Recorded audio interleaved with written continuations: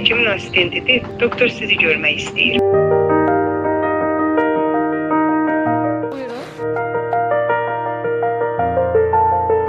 Salam ay doktor, sən Allah, nəsə olub?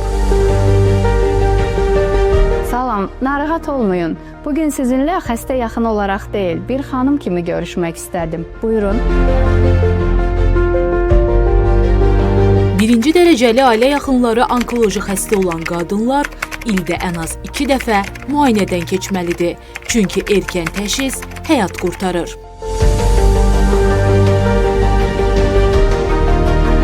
Bu dəfə sizi mən çağırdım. Amma davamını mütləq özünüz gətirin. Unutmayın ki, sizin sağlamlığınız bizə və sizdə olan ən böyük hədiyyədir.